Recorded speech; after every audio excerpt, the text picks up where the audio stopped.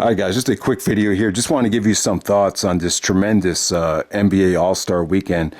Everything just turned out a lot better than expected. It was very emotional. There's so many times when you grow up in life where, someone that really meant a lot to you passes away. And it's kind of funny how time just keeps moving on. And sometimes you don't feel like they got the respect that they deserved.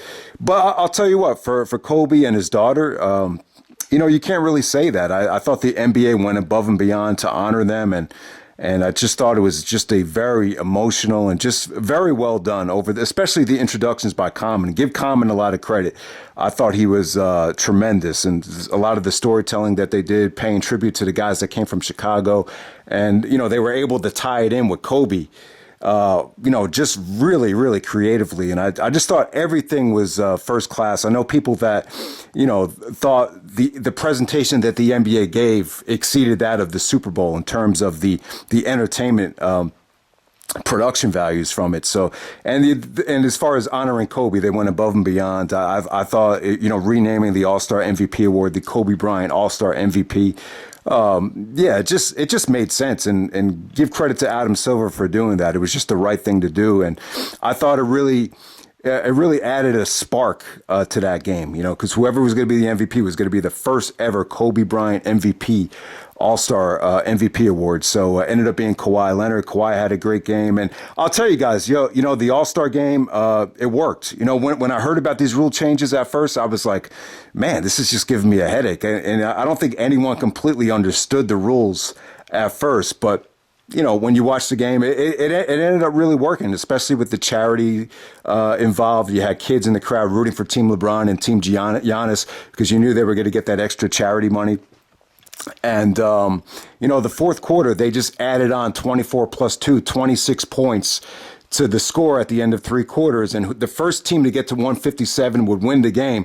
So no time, you didn't have a, it was just, the first team to get to 157 points wins. And it just definitely worked. You had great defense. You had great intensity. You had guys taking charges, guys complaining. It just had a do or die feeling at the end of that All-Star game. And, you've never seen that in a very, very long time in an All-Star game. So, because of that fourth quarter, I would say the game ended up being great. It was definitely one of the best All-Star games of the last decade. And, so congratulations to Kawhi for winning the MVP. But I think a lot of guys were gunning for it, though. LeBron, you could definitely tell him and Giannis were going at it hard.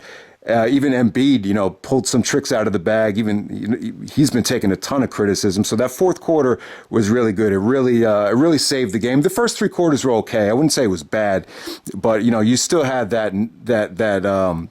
that crappy feeling of just no defense being played at certain points of the game. But I thought the game was pretty good, actually. I don't really think you can complain. That fourth quarter was so competitive that there's really not a lot to complain about in terms of the game. And the slam dunk contest was awesome.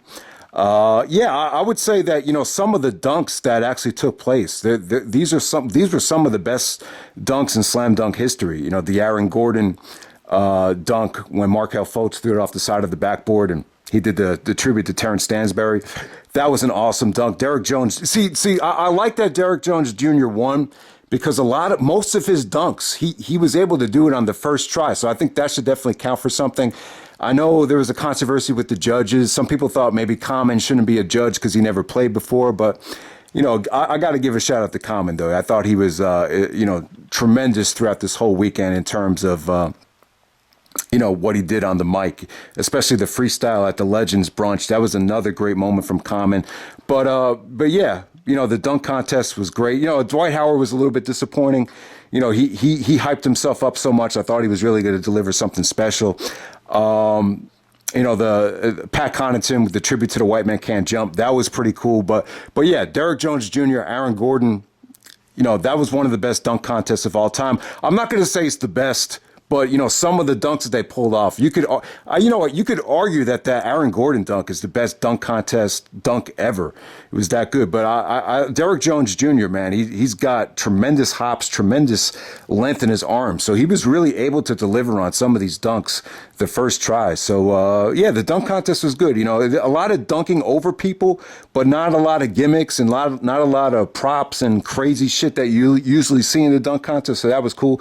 Buddy Hield won the 3-point contest. It was pretty good. I mean, it wasn't anything earth-shattering, but congratulations to Buddy Hield. He's a good kid. And, you know, he was a big Kobe fan growing up. He actually wears 24 as well. So I was happy to see Buddy Hield win, part of the Sacramento Kings. And Bam Adebayo won the skills competition. So that's pretty much it, guys. You know, All-Star Weekend, it was first class. I thought everything came out really, really well. As you know, second half of the season coming up here. You know, this interesting, like there's really no great teams in the league right now. I think even the Lakers and the Clippers have their flaws. You know, we saw with the Bucks last year when they get deep into the playoffs against a good coach that could play good defense. You know, Giannis struggled. So there's no guarantee that anyone's going to win the NBA championship. You know, I really don't know. It'll be interesting to see if a team like Denver, Utah, I think if Portland gets in and they make some changes, you know, they can't play Whiteside in the playoffs. I think that's what's hurt them this year. Whiteside can't be their starting center. They need to make an adjustment there. But if Portland gets in, I wouldn't rule them out because Dame is just, you know, playing at a different level. Hopefully the injury gets him some rest. But yeah, you know, it should be interesting to see what the Rockets do now that they've gone small. I think it's going to work for them. They look they look even better now. Toronto, keep your eye on Toronto. Even though I wouldn't say Toronto has a great player, but they have a great coach, great culture, great system. You know, Siakam and Van Fleet, Lowry, those guys have improved even more. They're just a great team. They won 15 in a row. So I think Toronto has proven that even without Kawhi, they're definitely a player. They proved that last year. So I don't know why this is shocking people that they're that good. So yeah, I definitely think it's wide open. I don't think the Lakers or Clippers are great teams, even though they have the best record. But we'll see what happens. But you know what, guys? I'm pulling for the Lakers to win the championship. I think LeBron and Kobe's friendship and their connection is quite underrated.